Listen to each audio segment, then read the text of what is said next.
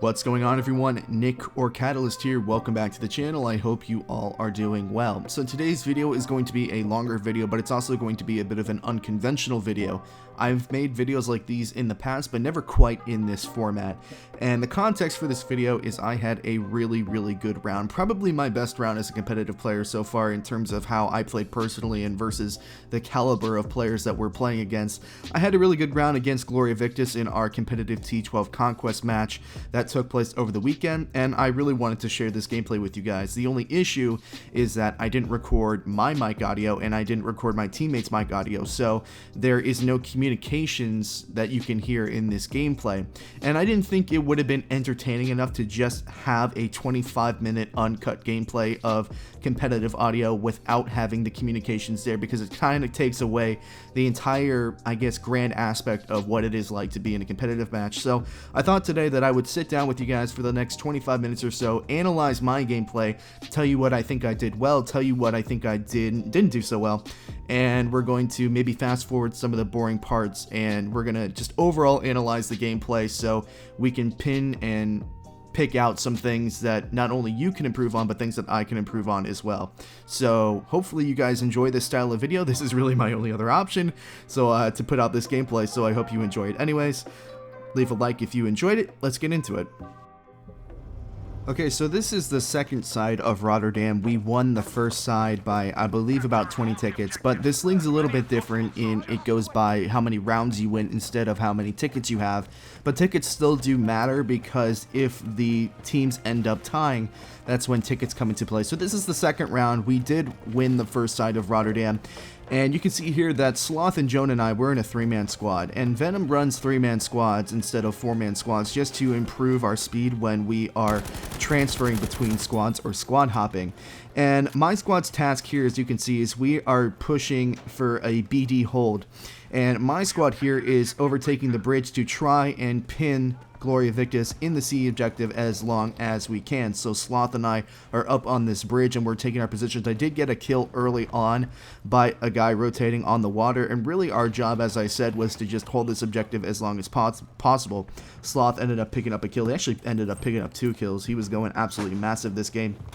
I'm kind of holding this front side here, and what's really going through my mind is I'm actually starting to wonder where these guys are, and I'm starting to wonder if our plan didn't end up working, but they start rotating here. I get another kill on statics, and I did see another person go to my left, so I know that there's at least one person to my left. I just need to wait for him to pop out, and Paz pops out, and we get a kill there. We get another kill on a flanking player there, and then I actually get a call out from my teammate there. You're going to see a ping come in any second. Oh, there it goes, and we pick up the last player on that flag, and Frantic and I have a little bit of a beef, so we give him a little bit of a nasty teabag there. Yeah, so it was a really important play, this one. We held off their rotation from the C flag, and as you can see from the gameplay right now, my team is ending up taking the D flag, and really we wanted a strong BD hold here, because the spawn that we spawned in on, that side, which is the German side, that, I think at least it's the German side, no, that's the British side actually. Yeah, so the British side on Rotterdam Conquest is actually a worse side to be on, because you get to the C flag slower than the other team does. So basically our ideology behind the strategy is we wanted to make a push for a BD hold, and as I said, hold them in at C, and I was able to get a quick 6 kills there, and we were able to get our positions here, and really we set ourselves up really well from the beginning here, and we actually hold this for a decent amount of time before we end up losing our grip on the cap. We have somebody rotating here, Black Car. Kentaro actually, which is our tanker, he actually sniped that guy on Black Car. Like, it was absolutely an amazing shot there. And you see me rotating over essentially to the same spot that I was going. We didn't really recognize at this point that they had already made it through on a leak until we actually get a call out here from our tanker, which of course it really sucks that you can't hear that, but we got a call out from the tanker that they're pushing the B from this mid alleyway, and you can immediately see me divert my attention to the right side, see if we can pick up any kills. And I basically decided that the squad should stay in this middle area when we're able to. I mean, if we have to rotate, we have to rotate, but I really wanted my squad, me, Joan, and Sloth, to kind of stay in this middle area and really try and get map control. And map control is really important, and I think one of the things that leads to us, we actually lose this round here. One of the things that ends up with us losing the round is the fact that we kind of stop worrying about map control and we start just kind of Zerg rushing objectives, and that's not something that is normally a good thing. You don't want to clump together and Zerg rush objectives, and sometimes as a competitive player, like, it's really hard to avoid doing that, especially when the game gets very rotation heavy and you guys are just changing flags all over the place. So it's really beneficial for you to kind of get your bearings and gain your map control before you start worrying about capturing objectives. And it's hard to think about it like that, especially when you are down tickets, you're burning tickets, and you feel like you need to regain the map control. It's hard to avoid Zerg rushing like that. So my squad at this point, we are still communicating with our other squads and saying, okay, well, how do we want to handle this? Do we want to continue to control the C objective? And I get a call out that they're pushing this middle alley, and we do get a kill here. There's another kill there, and I think Kentaro ends up picking it up. Yeah, we got the assist counts as kill. You can see in the kill feed there, Kentaro picks it up there. And I wasn't necessarily sure if more made it through, but I recognized that the B flag was being taken, so we rotate the safer path here. Now, one of the things that I could have done, even though I ended up dying from Frantic there, is if I pushed down through that middle alley into the smoke. The reality is, and not many people are thinking about this, the other team's on comms too. Basically, I get that kill, I get called out.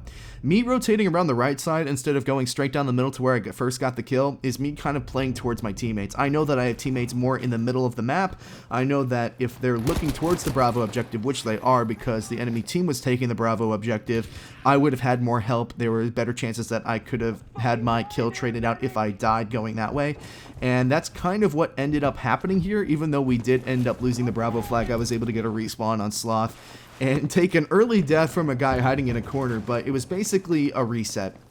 Okay, so like the next 3 minutes or so are really, really important, and there's a lot to unpack, so I'll do my best. We might have to pause and go back in some instances, but so what's happening right now is Sloth is on the C flag. He is capturing that flag with the other squad that's there. I'm rotating over with Joe, who is pushing from the D side. And essentially what you see here is now instead of trying to pin them in at the C flag, we're trying to pin them in at the Bravo flag. And we have a pretty nasty pinch right here. I think about blowing a hole in the wall, but I'm realizing, yeah, that's going to create a couple of bad head glitches, and my other teammates are not going to be able to push from that side. I hear somebody's footsteps behind me, and he gets a kill on Joe. I trade out that kill almost instantly, which is pretty huge. Sloth in that time has been able to rotate over from the C flag, and he's with us here. Now, the benefit, and one of the really interesting things about Battlefield 5 gunplay, and I'm going to try and pause the gameplay here, is that essentially, when you're in a down state, you still have value as an asset because the pinging system works when you are dead. So essentially, once Joe was over with his kill cam screen, he was able to look around while on the ground, hold his revive, and he was able to look around the objective and see where the enemies were. And that's something that is a bit of a nuance, and it's something new when it comes to competitive gameplay in Battlefield because, of course, this revive system is new to Battlefield. It's tweaked pretty much every time, but this is something that is exclusive to Battlefield 5. So he was able to look around while on his bleed out screen, tell Sloth and I exactly where the guy was, and we were able to trade out the kill. So now we can continue with the gameplay here. And we're going to slow this down a little bit also because it's a pretty good example of map knowledge and how you can use map knowledge to your advantage. So as Sloth is doing a slow revive on Joe, we notice that there is one person on the flag, and we need to find this guy and kill him before he gets spawns off and they are able to contest the flag again. Now, there are 3 main spawns on the Bravo flag that you can get when you are taking a random spawn off the flag instead of spawning on your teammate. There's a spawn by the resupply station, there's a spawn on the dock, and then there's a spawn in the alleyway. And if you're taking a look at the minimap right now, notice I have teammates on the dock and Kentaro, the tanker, is on the resupply station. So that means that the only viable place that that enemy could be is somewhere around the alley. And obviously I check that spawn point, and he's in that little building area right there, and we were able to get the kill before he was able to get his spawns off. So just understanding how the individual spawns work on a map can really benefit you. So I talk a lot about map knowledge in my videos. That's a really good example. So So Joe is going to go down here again, and he's going to call out that they're pushing mid-map. Sloth is going to go over to this box on the right, and he's going to try and find out where they are. And they're going to be down in this little dip in the canal area, and we're going to pick up a nice 2v1 win here. And it's important that I pushed left when I did, because if I allowed those enemies to push up, there is a really nasty head glitch on that little dip. You can see it. I'm passing over it right about now. Oh, well, it's to the right of me. This little dip right here. That is a very nasty head glitch, and if I just waited it out, I probably would have lost that gunfight. I needed to beat those enemies to that head glitch, and I did, and that's how we were able to win the 2v1. Also, note how I just kind of walked over Sloth and let Joe revive him. Very important, ladies and gentlemen, let your medics revive. That's what they're supposed to do. It's so much faster. I can't tell you how many times I've seen teammates that are assault or support or sniper go in tunnel vision to revive and actually get killed because that revive takes so long, and they didn't let their medics do the job for them. So let your medics revive. That's what they're there for. So here we are, mid-map. We dealt with the flank. We want to get Delta back. And basically, I'm holding myself in the middle, trying to help the other squads that are making a push for Delta. And Gloria Victis does a really good job at holding the Delta flag from us. I mean, we sent a lot of people, and they were still able to hold it, so they were winning their gunfights there. I'm in the middle right now. I really like this position because you can have some squad spawns here, and of course we're running squads of 3, so anybody can come to the squad and get a spawn off of us, and it's basically a really nice position on Rotterdam because you can easily rotate to any flag if need be, and that's what we're going to see here. Gloria Victis is going to repel our first attack on the Delta flag, so we're going to get the call out. Okay, let's try C. It looks like there's a lot of them there. I'm going to run under the bridge. I'm going to get peppered, like absolutely peppered here. And I talk a lot about being patient and holding angles, and this is why. There's no reason for me to try and get into a gunfight with him until I spot him, because I actually didn't know where he was. I saw him lying down. Frantic's actually going to get pushed and pooped on. And we're going to do a little BM here. Yeah, I was pretty salty. And we're going to get another kill on the Charlie flag here. And at this point, I'm saying, okay, 2 down, 2 down. Let's try and get a rotation on the Charlie flag. And at this point, a very bad call out comes out, and we say, okay, let's try to get Delta. Let's try and stick to the game plan. And I think this was really negative, and this is something that, in hindsight, we probably shouldn't have done. You're going to see me kind of just leave the Charlie flag here and rotate over to the Delta flag. I think we probably could have won the Charlie flag if my squad mates followed me to the Charlie flag. We would have had numbers. But on the other hand, Charlie flag is a very difficult map to completely regain control of because, of course, there is those 2 staircases in the buildings on both sides of the Charlie objective that are off map, and people could be hiding in squad spawning in there. So we end up trying to get a deflag push, and we end up getting completely wiped out, which gives us a lot of ticket burn, and I get a really cheeky respawn here and get the kill, which shouldn't have happened. My squad's going to go down again, so again, it was a bit of a failed attack on the Delta flag. Maybe in hindsight, I probably should have waited for the spawn since Sloth just died. I probably should have ran away and got a spawn, but at this point, I was in the mentality of fragging. We barely missed getting that second kill, so it was a bit of a bad play there on our part. And excuse me, as you can see, we've kind of been relegated back to the A flag and the B flag, and at this point we start getting pushed back in. So I think in hindsight, if we pushed the Charlie flag all at once, we probably would have been able to get it, but you know, hindsight's 2020. So at this point in the match, nothing much really happens. We just keep trading a bunch of flags back and forth, so I'm going to fast forward a little bit in the gameplay until I find something.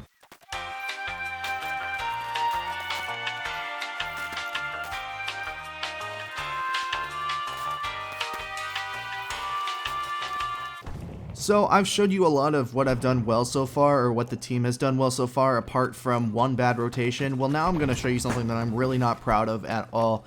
I'm mid-map, and I hear somebody walking above me on the bridge, and if you've played the game before, you know that metallic kind of boot sounding. So I'm like, okay, they've got one guy on Overwatch up there, let me go and get him by myself, which, one, you shouldn't really go anywhere by yourself, and 2, I kind of just run around and run straight into him like an idiot, acting like, oh, this guy definitely doesn't have a high priority, like $200 headset in which he can hear everything I do, and I kind of just run in and I get myself killed for no reason. And I think there's something that you all can learn from that, especially in a public lobby sense.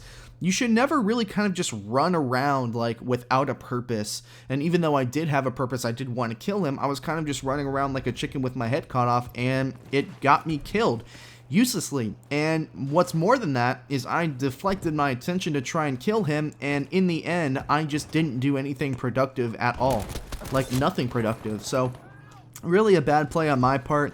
I get a spawn on my squad here, and Sloth is going to try and pick me up, and we just get dumpstered right here. This was a really bad squad wipe from all of us here. I think Joe actually does stay alive here, or maybe he goes down. You can see him peeking. I think he does stay alive here, but that was just a really bad play from on our part. A couple of really bad plays in a row. We spent a lot of time this game trying to get the Delta flag, and what I do here is I do a squad hop, and we can see Battlefield 5's just wonderfully working squad picking screen that 100% works all the time. And I basically am able to spawn on a different squad, which again, I've talked about it a couple of times this game. It's why we run 3-man squads. I was able to basically hop across the map with a different squad, and that's something I wouldn't be able to do if we were running 3 squads of 4 instead of 4 squads of 3. So we're able to clear out the leaker on that canal side. We're able to get another kill, and now we're on the Charlie flag. And at this point, we kind of just need a flag because the enemy is taking the Bravo flag. I think Kentaro went down in the tank at this point as well, so we were in a really bad shape. We needed to win the C flag. Lots of squad members were going down. I was basically told to hold my spawn here, and I can't remember what happens here. Yeah, I actually do run away, and I end up holding my spawn so we can try and get another spawn. You see Ryan getting into my squad as well. Ooh, that was a nice kill. I didn't really even see his head there on the recording. So we got our squad spawns off. We had numbers on Charlie, so it's like, okay, let's get an early rotation to Delta flag. And I'm kind of running by myself again, which isn't good. And I'm pretty sure I'm going to get myself killed here again, just because I was really feeling it. I'm like, Delta flag's empty, Delta flag's empty. No, it's not. He was hiding off the burn, and I just got absolutely dumpstered. So again, reinforcing the idea of just not running anywhere without having a purpose and not running around like a chicken with your head caught off. Even us comp players sometimes do it, especially when we're feeling it and we're getting a lot of frags. And it's not going to backfire too much here because we do end up having numbers here, but yeah, not one of my best plays.